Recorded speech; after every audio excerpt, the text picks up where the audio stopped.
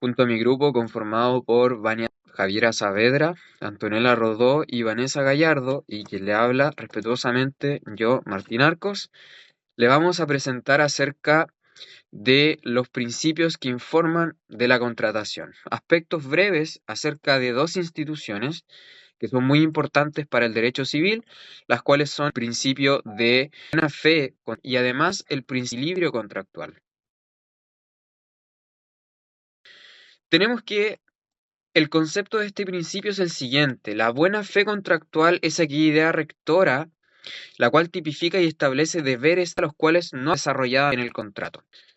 Aparecen expresa en el contrato. Sin embargo, la como tal la podemos encontrar en el artículo 1545 del Código, artículo que procederé a leer textualmente. Dice: los contratos deben ejecutarse de buena fe y por consiguiente obligan no solo a lo que en ellos se expresa, sino que a todas las cosas que emanan precisamente de la naturaleza de la obligación o que por la ley o la costumbre pertenecen a ella. Entonces, de esa definición llama la atención lo siguiente, que los contratos deben ejecutarse de buena fe. Esto ya precisamente porque al decir los contratos deben ejecutar fe, significa que está dejando fuera dos muy importantes del íter contractual que posteriormente aplicar. Está dejando fuera a la etapa de tratativas preliminares y además estaría dejando fuera a la etapa precontractual. Ambas etapas muy importantes para la formación de este contrato y solamente dando a la etapa de ejecución del contrato. Ahora bien, cabe preguntarse qué debemos hacer con la buena fe. Lo que debemos hacer con la buena fe es verificar de qué forma la buena fe establece estos deberes de conducta que no aparecen expresadamente en el contrato. Y para eso, primero tenemos que hablar de algo que se llama el íter contractual. Siguiente, por favor. Bien, el íter contractual simplemente es el camino de nacimiento, de celebración, de contractualización, ejecución y término del contrato. Es una línea de tiempo desde el nacimiento hasta que se extingue un contrato. Ahora, ¿por qué hablamos del principio de vinculación temporal? Porque la regla general es que las obligaciones se contraigan para extinguirse. Y esto básicamente se remite a lo siguiente, que si las obligaciones, la regla general es que se contraigan para extinguirse, lo normal es que la fuente contractual también se extinga en algún momento. Por lo tanto, es totalmente normal y sano, jurídicamente hablando, que los contratos en algún momento terminen. Siguiente. Bien, en este íter contractual, en este camino del contrato, encontramos distintas etapas, vale decir, encontramos distintas fases. Y estas fases son 5. La primera es la etapa de tratativas preliminares. Segundo, encontramos a la etapa precontractual. Tercero, encontraríamos a la etapa contractual. Luego, la etapa postcontractual. Y por último, la etapa de extinción del contrato o de término del contrato. Siguiente. Bien, en esta etapa de tratativas preliminares, tenemos que, en cuanto a su concepto, simplemente se refiere a este acercamiento de posiciones negociales, el cual tiene por objeto que una de las personas o que alguien simplemente realice una oferta seria y completa, cumpliendo con todos los requisitos de la oferta. En cuanto a su duración, entendemos que las tratativas preliminares se extienden desde que hay un acercamiento de posiciones negociales hasta que alguien realiza una oferta serie completa, que cumpla con todos los requisitos de la oferta.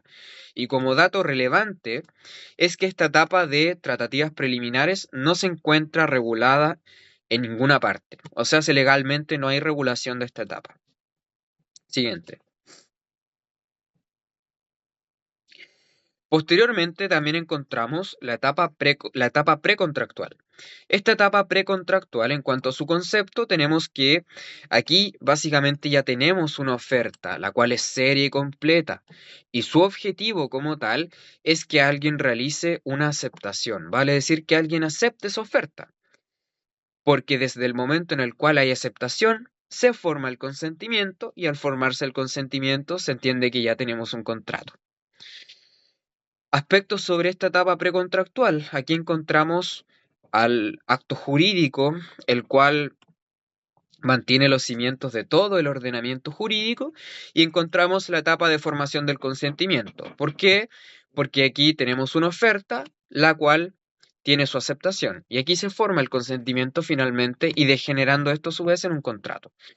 Bueno, en cuanto a la duración de esta etapa precontractual, tenemos que dura desde que hay una oferta seria y completa hasta el momento en el cual se produce una aceptación. Y como dato relevante, esta etapa se regula en el Código de Comercio, no se regula en el Código Civil. Siguiente. Siguiente. Bien, aquí encontramos deberes de conducta en la etapa de negociación. Cuando hablo de etapa de negociación, simplemente me estoy refiriendo a la etapa de tratativas preliminares y a la etapa precontractual, etapa en las cuales hay una negociación, se entiende. En primer lugar, encontramos el deber de lealtad. Básicamente, el deber de lealtad significa que si yo llevo con usted negociando 9 meses la compra de mis predios en el sur, eso ya es mucho tiempo y se entiende que se genera un estándar de confianza entre usted y yo. Sin embargo, si yo de la noche a la mañana, llevando 9 meses negociando la compra de mis predios en el sur, le digo que ya le vendí mis predios a otra persona, claramente eso va a generar un daño. Pero el detalle es que aquí todavía no hay un contrato, no hay una obligación, porque yo no estaba obligado a venderle mis terrenos a usted, pero eso igualmente genera un daño. Por lo tanto, cuando se falla este deber de lealtad, significa que estamos lesionando algo que se llama confianza razonable. Y la confianza razonable simplemente significa que si yo llevaba mucho tiempo avanzando en la negociación, se generó un estándar de confianza entre usted y yo, y ese estándar es dañable. Y precisamente una vez que se daña esa confianza razonable, hay que cuantificarlo. Y obviamente se verá el daño moral que yo le causé a usted, sumado a los gastos que hizo en el futuro negocio que no se concretó, ¿ya? Y esos daños que se producen en esta etapa, en virtud del deber de lealtad, tenemos que se tienen que indemnizar conforme al Estatuto de Responsabilidad Civil Extracontractual, por el simple hecho de que en esta etapa de negociación no hay un contrato. Así de simple. Ahora encontramos el deber de información.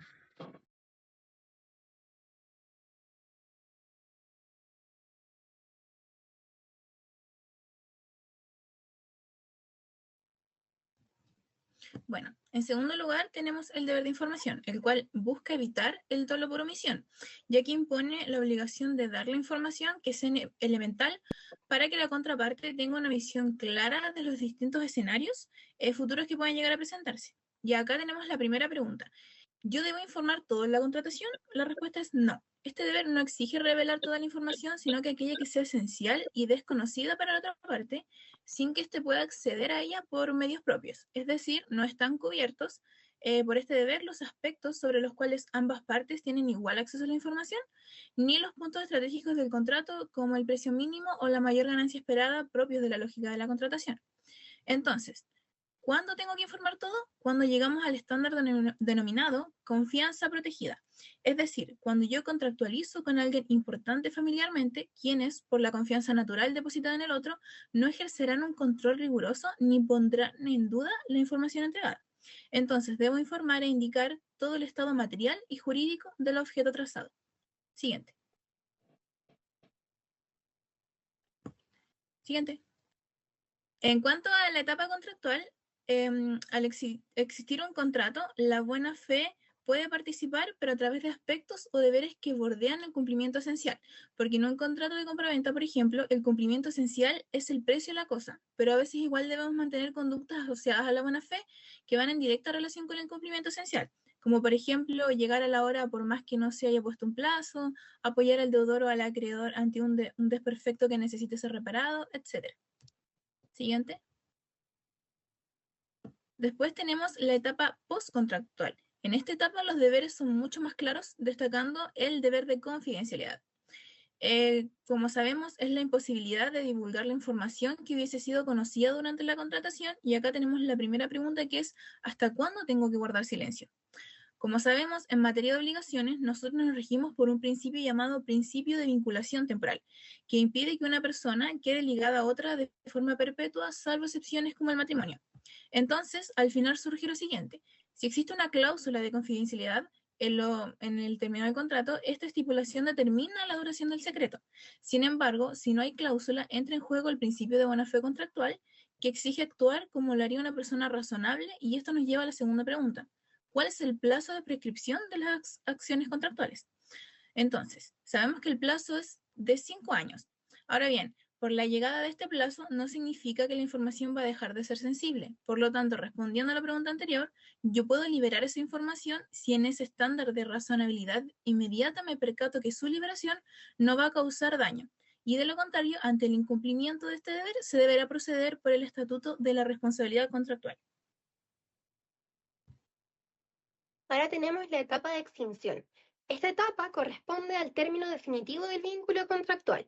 Sin embargo, hay obligaciones que siguen vigentes aún después, como por ejemplo el deber de confidencialidad perpetua. Aunque hayan pasado 5 años desde la terminación del contrato, si libera información confidencial, igual va a existir responsabilidad. La pregunta es, ¿qué tipo de responsabilidad? ¿Va a ser contractual porque el deber nace del contrato o extracontractual porque ocurrió después de su extinción? La respuesta es que la clave es entender que el deber de confidencialidad se origina en el contrato, aunque su vigencia sea posterior a su extinción. Por eso, incluso si han pasado los plazos normales, la fuente de la obligación sigue siendo contractual. Como una estrategia procesal, podríamos en un primer otro sí solicitar extra contractual. Entonces, si falla la responsabilidad contractual, vamos a tener en subsidio responsabilidad extracontractual. Ahora tenemos las características de la buena fe. En primer lugar, es una norma de orden público. Significa que no es renunciable ni modificable por los particulares. En segundo lugar, tenemos que es una norma general. Significa que todos los contratos se incluyen a través de los estándares de conducta creados por la buena fe. En tercer lugar, es una norma de carácter imperativa, ya que la buena fe a mí no me pide por favor que yo actúe de buena fe, me lo exige, y si yo no realizo eso, me va a sancionar, y las sanciones casi siempre son de carácter indemnizatoria. Luego tenemos las funciones de la buena fe. Tenemos en primer lugar una función integradora que crea esenciales deberes de conducta que no aparecen específicamente tipificados en una norma. En segundo lugar, tiene una función correctora que corrige abusividades, y esto incluye en demasía el derecho del consumidor. Tiene una función modificadora, ya que exige o permite la modificación de las cláusulas del contrato cuando éstas son absolutamente desproporcionadas. Esto tiene que ver con la imprevisión o con lo que se discute respecto del deber de renegociación contractual. Vale decir que ante circunstancias imprevisibles se exige una renegociación. La renegociación, ¿qué es lo que nos permite? En primer lugar, renegociar. Si no se llega a un buen final en la renegociación, nos va a exigir el término del contrato. Y esto nos lleva a la cuarta función, que es la extintiva. Si no logramos renegociar, el contrato se extingue. Y en quinto lugar, tenemos la interpretativa. Yo debo interpretar el contrato desde la luz de la buena fe siempre. Bueno, el principio de equilibrio contractual es aquel que adecua el contrato ante las desproporciones prestacionales. Ya puede ser durante la conclusión del contrato, que se conocería como el equilibrio inicial, o durante la ejecución, que es el equilibrio sobrevenido. Este es uno de los 4 principios que informan la contratación, aunque se discute si este es autónomo o es derivado de la buena fe. El equilibrio congénito es aquel que debe permanecer y estar presente en toda la fase de celebración del contrato. Existen 2 causas que producen el equilibrio congénito. En primer lugar, sucede cuando pasamos de dolo principal a incidental. Este último se da cuando yo, a través de una cláusula abusiva, logro que usted me pague más. Y la sanción ante esto es la indemnización de perjuicios, que implica un reajuste. La segunda sucede en los casos en los que existe fuerza física, ya que en estos casos no hay voluntad, por lo cual se genera una desproporción o desequilibrio prestacional, cuya sanción debiese ser la inexistencia, pero esta última, al no existir en nuestra legislación, va a implicar que la sanción sea la nulidad absoluta. Siguiente. Luego está el equilibrio sobrevenido, que es aquel que debe permanecer a lo largo del tiempo e implica que las prestaciones deben mirarse como equivalentes. Esto se manifiesta en virtud del artículo 1441 del Código Civil, en donde encontramos la clasificación legal de los contratos, atendiendo a la equivalencia de las prestaciones consistente en los contratos conmutativos y aleatorios. Es en los contratos conmutativos en donde las prestaciones de las partes deben mirarse como equivalentes. Siguiente.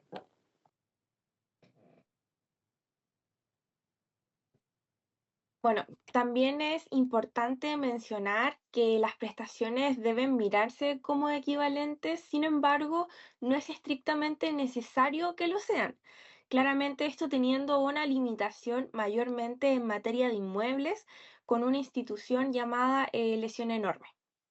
O bien cuando las desproporciones son tan grandes que implican un reajuste a través del sistema, por lo que existen instituciones como el deber de renegociación y la teoría de la imprevisión.